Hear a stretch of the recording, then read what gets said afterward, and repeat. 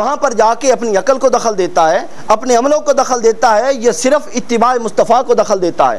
اللہ نے فرمایا، قرآن پڑھ رہا ہوں، اللہ نے فرمایا وَمَا جَعَلْنَا الْقِبْلَةَ الَّتِي كُنْتَ عَلَيْهَا إِلَّا لِنَعْلَمَ مَن يَتَّبِعُ الرَّسُولَ، ہم نے تحویل قبلہ کا حکم نماز کے اندر صرف اور صرف اس لیے دیا تھا تاکہ ہم دیکھ لیں کہ من یتبع الرسول، کون اس رسول کی پیروی کرتا ہے، ممن ینقلب علی عقبیہ، اور کون اپنی ایڑیوں سمیت پیچھے پھر جاتا ہے۔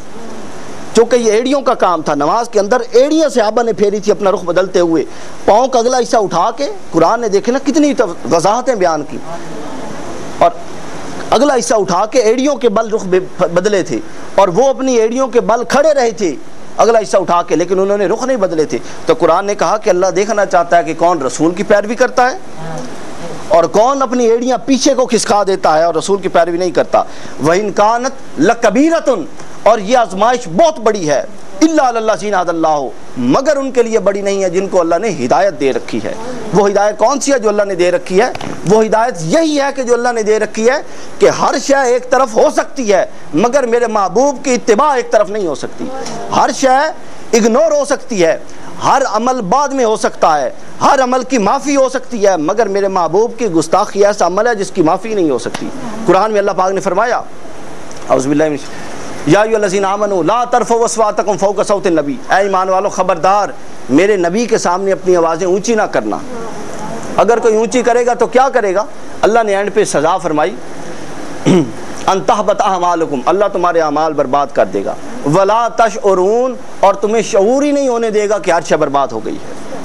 تم اسی خوشی میں پھرو گے تو میں نے تو پتہ نہیں کیا کچھ کیا ہوا ہے، نمازیں پڑھی ہوئی ہیں، حج کیے ہوئے ہیں، اللہ شعور ہی نہیں ہونے دے گا۔ سوال یہ پیدا ہوتا ہے کہ اللہ شعور کیوں نہیں ہونے دے گا؟ اگر شعور ہو جائے کسی نقصان کا تو بندہ کیا کرتا ہے؟ اس نقصان کی تلافی کے لیے کوشش کرتا ہے نا۔ کوئی دنیاوی نقصان ہو جائے بندہ بھاگتا ہے، یار یہ کام کر لیں، یہ کام کر لیں، یہ کام کر لیں۔ دینی نقصان ہو جائے بندہ بھاگتا ہے۔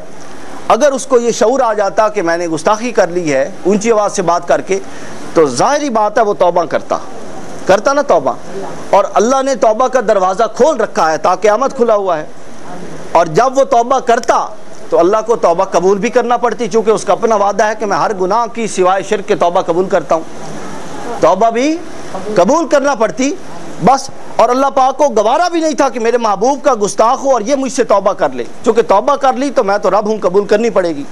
تو ایک ایسا نظام بنانا مقصود تھا کہ یہ توبہ بھی نہ کرے، اور میں قبول بھی نہ کروں، اس کے باوجود اس کو اسی صورت میں جہنم میں پھینکا جائے۔ تو اس کا نظام یہ بنایا کہ انتا بتا اعمالکم وانتم لا تشعرون، اللہ تمہارے اعمال برباد کر دیتا ہے اور اس کو شعور ہی نہیں ہونے دیتا، چونکہ جب شعور ہوگا تو توبہ کرے گا، اور توبہ کرے گا تو معافی مل جائے گی، اور معافی دینا اللہ کو مقصود ہی نہیں، لہٰذا اس نے توبہ کا شعور ہی نہیں دیا۔ ایسے لوگوں سے وہ شعور کھینچ لیتا ہے تاکہ وہ توبہ نہ کر لیں، اور ان کو ان کے انجام تک لے جاتا ہے۔ یہ بہت بڑی آزمائش تھی تحویل قبلہ کی، تاکہ آزمایا جائے کہ کون اس کے رسول کے سچے پیروکار ہیں۔ آگے جا کے قرآن پاک نے فرمایا فَوَلِّ وَجْهَكَ شَطْرَ الْمَسْجِدِ الْحَرَامِ، یہ سارا گزر گیا۔ اس کے بعد اپنے مضمون کے آتے ہیں، کَمَا أَرْسَلْنَا فِيكُمْ، اور اسی طرح ہم نے تم میں بھیجا۔ اب بات سمجھ آ گئی نا آیت کی؟ کَمَا أَرْسَلْنَا فِيكُمْ رَسُولًا مِّنْكُمْ، رسولا منکم، تم میں سے ایک رسول بھیجا۔ اس سے اشارہ ہے کہ وہ رسول اپنے ظاہری حالت میں حیات میں انسان ہیں، بشر ہیں۔ یتلو علیکم آیاتنا، وہ تم پر ہماری آیتیں تلاوت کرتے ہیں۔ وَیُزَکِّیکُم، وہ تم کو پاک کرتی ہیں۔ وَیُعَلِّمُکُمُ الکتاب، وہ تم کو کتاب پڑھاتے ہیں۔ یہ میں غور فرق کر رہا ہوں ترجمے میں۔ وَیُعَلِّمُکُمُ الکتاب، وہ تم کو کتاب پڑھاتے ہیں۔ والحکمت، وہ تم کو حکمت سکھاتے ہیں۔ وَیُعَلِّمُکُم ما لم تکونوا تعلمون، اور وہ تم کو وہ سب کچھ بتاتے ہیں جو تم نہیں جان سکتے تھے۔ اس آیت میں میرے نزدیک اللہ پاک نے اپنی ہدایت کے 4 رستے بیان کیے ہیں، اپنے قرب تک پہنچنے کے 4 رستے بیان کیے ہیں۔ کیا 4 رستے بیان کیے ہیں؟ ایک رستہ ہے قرب کا جو اس آیت میں بیان ہوا ہے اور میں نے اس سے نکالا ہے، وہ یہ ہے یتلو علیکم آیاتنا، تلاوت قرآن، تلاوت آیات کے ذریعے اللہ کے قریب ہونا۔ دوسرا وَیُزَکِّیکُم، اور تزکیہ مطلب کہ تزکیہ کے ذریعے، زہد کے ذریعے، متقی تقوی کے ذریعے اللہ کے قریب ہونا۔ وَيُعَلِّمُكُمُ الْكِتَابَ، کتاب اشارہ ہے علم کی طرف، قرآن کی طرف، اور بطریق علم، بطریق قرآن اللہ کے قریب ہونا۔ والحکمہ، اور بطریق حکمت، بطریق صبر، بطریق تحمل، بطریق اعتدال مزاجی اللہ کے قریب ہونا۔ وَيُعَلِّمُكُم مَّا لَمْ تَكُونُوا تَعْلَمُونَ، اور اس کے علاوہ اور بھی دروازے ہیں مگر وہ چھوٹے چھوٹے ہیں، بڑے یہی ہیں۔ اب اللہ نے انسانی ہدایت ہے کہ انسان کو اپنے قریب کرنے کے کتنے دروازے گنائے؟ 4۔ بطریق تلاوت آیات، بطریق تلاوت آیات تو پہلا ہو گیا نا، دوسرا کیا ہے؟ بطریق تزکیہ، تیسرا کیا ہے؟ بطریق علم، کتاب اشارہ ہے، چوتھا کیا ہے؟ بطریق حکمت، اور پانچواں یہ جو مجموعی طور پہ بیان کیا گیا بطریق حکمت۔ اب یہ چاروں واسطوں سے اگر بندہ اللہ کے قریب ہو تو کس طرح قریب ہو؟ اب اللہ پاک فرما رہا ہے، اب غور کریں دوسرے انداز سے۔ اللہ نے فرمایا، اب ایک اور انداز سے اسی آیت پہ غور کرتے ہیں۔ کما ارسلنا فیکم، بے شک ہم نے تم میں بھیج دیا اپنا رسول، رسول منکم یتلو علیکم آیاتنا، وہ تم پر ہماری آیتیں تلاوت کرتا ہے۔ اللہ یہ بھی تو فرما سکتا تھا کہ اللہ تم پر اپنی آیتیں بھیجتا ہے۔ اللہ بھیجتا ہے کہ نہیں بھیجتا؟ یہ پورا قرآن کس نے بھیجا ہے؟ اللہ نے بھیجا ہے۔ تو اگر انداز یوں ہوتا، قرآن پاک کے اسلوب پر یہ علم جو ہے یہ ایک مطلب کہ ایک مزاج کے ساتھ اگر مل جائے تو یہ علم انسان کو ملتا ہے، عام طور پہ نہیں ملتا۔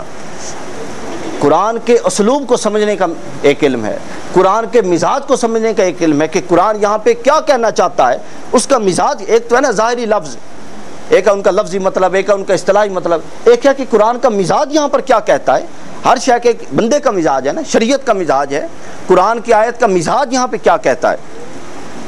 یتلو علیکم آیاتنا، اللہ نے یہ کیوں نہیں کہا کہ اللہ تم پر اپنی آیتیں تلاوت کرتا ہے، اللہ تم پر اپنی آیتیں بھیجتا ہے، بلکہ فرمایا یتلو علیکم، صیغہ ہے اتصال ہو رہا ہے آیتوں کا حضور اسلام کے ساتھ، اور آگے بندہ ہے یتلو علیکم، یہ تم پر میری آیتیں پڑھتے ہیں، آیاتنا میری آیتیں پڑھتا ہے، وَيُزَكِّيكُمْ، اور یہ تم کو پاک کرتا ہے، وَيُعَلِّمُكُمُ الْكِتَابَ، اور یہ تم کو علم دیتا ہے، وَيُعَلِّمُكُمُ الْكِتَابَ وَالْحِكْمَةَ، اور یہ تم کو حکمت دیتا ہے، وَيُعَلِّمُكُمْ مَا لَمْ تَكُونُوا تَعْلَمُونَ، اور یہ تم کو وہ سب کچھ سکھاتا ہے جو تم نہیں جانتے تھے۔ تو یہاں پر آ کے اللہ پاک نے بتا یہ دیا کہ اگر کوئی بطریق تلاوت قرآن میرے قریب آنا چاہے تو راستہ کیا ہے؟ واحد ذات مصطفیٰ ہے۔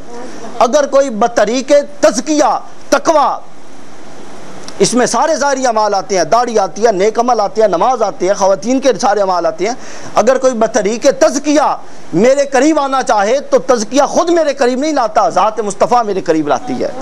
اگر کوئی بطریق علم میرے قریب آنا چاہے تو ذات مصطفیٰ درمیان میں ہے میرے پاس لانے کے لیے۔ اگر کوئی بطریق حکمت میرا قرب چاہنا چاہے تو ذات مصطفیٰ درمیان میں ہے میرے قریب کرنے کے لیے۔ یہ جو کم کے سلسلے لگائے، یتلو علیکم، یہ تم پر تلاوت کرتا ہے، یزکیکم، یہ تم کو پاک کرتا ہے، یعلمکم، یہ تم کو سکھاتا ہے، زکی، یہ تم کو پاک کرتا ہے، ویعلمکم ما لم تکون، اور ہر چیز یہ تم کو سکھاتا ہے۔ یہ کا سلسلہ جو اللہ نے درمیان میں قائم کیا، یہ اس لیے کیا کہ بندے کو معلوم ہو جائے کہ میری ہدایت کے 4 راستے ہیں اور چاروں در مصطفیٰ سے ہو کر آتے ہیں، اور چاروں اس کے علاوہ ایک بھی نہیں ہے، اس کے علاوہ ایک بھی نہیں ہے۔ یہ قرآن کی آیتوں کا فیض ہوتا ہے، قرآن کی آیتوں سے عقیدہ بھی نکلتا ہے، قرآن کی آیتوں سے عمل بھی نکلتے ہیں۔ قرآن کی آیتوں میں اللہ نے اتنی تاثیر بھر دی ہے کہ جس کا اندازہ ہی نہیں ہے۔ پہلی تاثیر، یہ قرآن کی آیتیں اللہ کی صفتیں ہیں، ایک تاثیر۔ دوسری تاثیر، یہ قرآن کی آیتیں عرش معلیٰ سے آ رہی ہیں، نوری ماحول میں رہی ہیں، اس کی تاثیر۔ تیسری تاثیر، جبرائیل امین لے کر آیا ہے، نوری فرشتہ